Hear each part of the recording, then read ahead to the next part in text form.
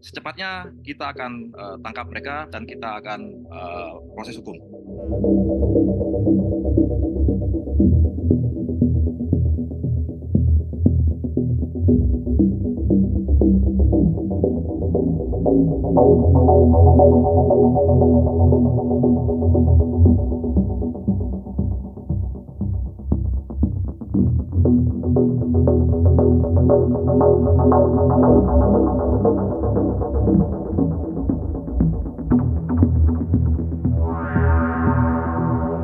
Nah, artinya memang pada tanggal 11 April 2024 sekira pukul 11 waktu Indonesia Timur, memang telah ditemukan jenazah atau almarhum atas nama Letnan 2 Infantri Octavianus Sogarre yang saat ini menjabat sebagai Komandan Ramil 170304 Aradide, Mmm.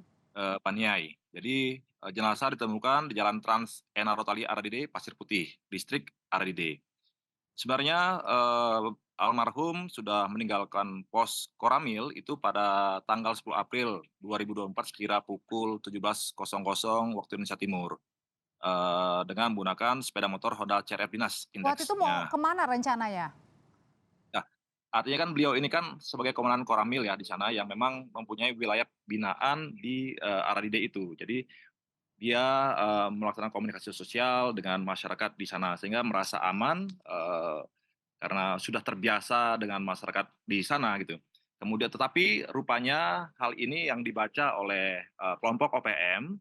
Kelompok OPM itu bukan masyarakat Paniai, dia berasal dari tempat lain ya, Oke. yang kita analisa ini merupakan dari Kodap 13 KGP Nipo Paniai pimpinan Matias Gobay. Jadi dia bukan masyarakat di situ. Artinya kalau masyarakat di sekitar Paniai itu dia sudah memiliki hubungan batin, hubungan keterikatan kekeluargaan yang kuat, yang erat dengan Pak Dan Ramil tadi. Ya, jadi beliau mungkin sudah terbaca, ditunggu, dan dengan keji dibunuh oleh kelompok OPM. Jadi kalau Kalau bukan di dari orang situ, kemudian tiba-tiba sudah membidik sampai membunuh dan Ramil, dugaan motifnya apa sebenarnya, ya Pak artinya Kadis? karena dia komandan Koramil di situ yang selama ini membantu masyarakat, membantu percepatan pembangunan masyarakat, melakukan kegiatan teritorial, Mmm. inilah yang membuat kelompok OPM tidak senang. Ya, masyarakat jadi maju, masyarakat jadi bersimpati dengan TNI, masyarakat jadi cinta tanah air Indonesia. Nah, inilah yang menurut kelompok OPM justru menghambat dari rencana-rencana mereka, sehingga orang ini menurut mereka harus dimusnahkan. Nah, sehingga ketika kita lihat di video, dia sudah ditembak, jatuh, sudah tidak berdaya, masih dibacok lagi di kaki maupun di kepala. Nah Dan ini tindakan kekejaman atau kekejian yang seharusnya tidak boleh diberlakukan. Secara hukum internasional juga, secara hukum perang sudah memiliki aturan untuk manusia yang tidak berdaya masih dianiaya seperti itu. Nah gitu. berarti Jadi kalau ada motif tadi tidak senang ya karena ada pembangunan di sana, yang dipimpin oleh, almarhum dan Ramil, berarti, ada yang menggerakkan, pimpinannya siapa dari OPM ini? ya kalau kita lihat bahwa analisa dari Kodap 13 Matius Gobay dan itu mereka itulah yang kira-kira mengganggu keamanan di wilayah itu gitu ya. Sebenarnya kan OPM ini kan terbagi-bagi, tidak ada mereka struktur komando yang pasti. Seperti dibilang oleh Sambom dan sebagainya.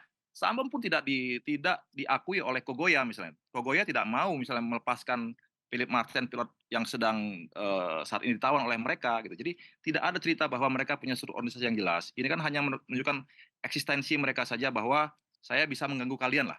Saya mengganggu jangan sampai masyarakat cinta kepada Indonesia itu. Karena kan saat ini fokus dari program kita adalah bagaimana meningkatkan kesejahteraan masyarakat Papua. Mmm. Kita ada Impres nomor 9 tahun 2020 tentang percepatan pembangunan Papua. TNI di situ sebagai bagian dari 43 kementerian dan lembaga yang terlibat dalam percepatan pembangunan Papua.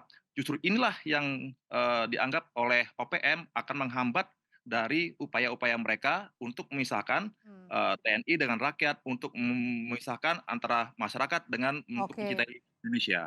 Kalau sampai dengan sekarang gimana proses pencarian para pelaku ini dan diduga ada berapa pelaku? Tadi kan, dari foto kalau tidak salah ada 4 pelaku ya, Pak Kadis? Ya, itu kan yang terlihat di video ya kita saat ini masih pasukan kita di lapangan masih mencari tahu berapa besar kekuatan mereka sebenarnya, kemudian mereka berlari ke arah mana, secepatnya kita akan tangkap mereka dan kita akan proses hukum. Hmm. Kalau tadi kan juga Panglima TNI ya sudah bilang bahwa ada pengubahan penyebutan ya, biasanya kita kenal dengan KKB, kemudian ada OPM, sekarang semuanya namanya OPM gitu. Sebenarnya untuk apa ini pengubahannya? Supaya mempermudah apa? Ya, artinya kan OPM, kenapa disebut OPM, Organisasi Papua Merdeka, kan artinya mereka ini terdiri dari front politik, front bersenjata, front clandestine, front diplomatik di luar negeri dan sebagainya. Sehingga secara utuh lebih bagus penyebutan adalah OPM tadi, karena mereka tadi sudah menyebutkan front-front tadi. Mereka bersenjata, mereka punya front politik, mereka bahkan ada yang di luar negeri sebagainya. Jadi kalau hanya disebut pakai KKB saja, saya rasa itu tidak mencakup seluruh upaya mereka itu gitu. Artinya Pak Bagaimana. Kristome sudah terorganisir semua, kemudian juga semuanya punya tujuan yang sama untuk memerdekakan tadi ya, sendiri gitu ya? Betul, mereka kan berniat untuk memerdekakan diri, memisahkan diri dari Indonesia. Ya, Hmm. justru itulah organisasi Papua Merdeka, OPM.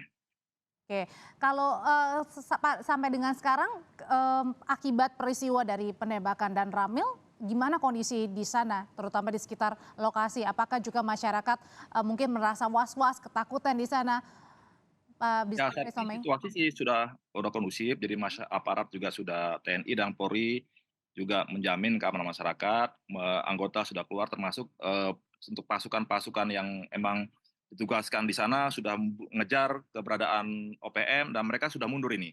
Mereka artinya hit and run saja. Mereka tidak akan berani secara terbuka untuk melaksanakan misalnya pertempuran. Tidak ada, mereka tidak punya kemampuan itu. Tapi Sehingga mereka hanya. pembangunan terus jalan sampai sekarang meskipun tadi ada peristiwa yang tidak kita inginkan?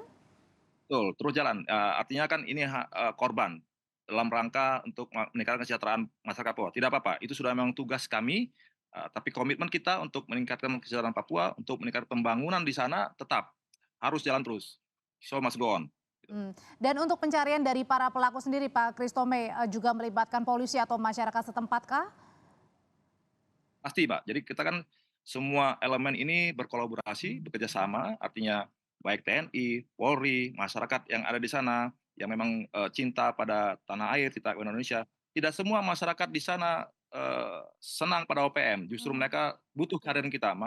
Makanya beberapa desa malah menyatakan ingin ada TNI di sana, ingin ada TNI dan Polri di sana. Karena kita pun melaksanakan pembangunan seperti misalnya sumber-sumber air, masuknya listrik ke wilayah-wilayah terpencil.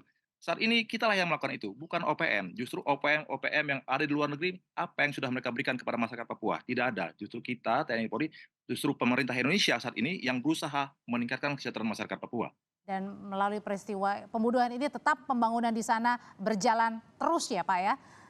Tetap terus, Mbak. Baik, terima kasih Kadis Penat TNI Angkatan Darat Brigjen Kristome Sianturi sudah berbagi pandangan di Kompas Petang. Sehat selalu.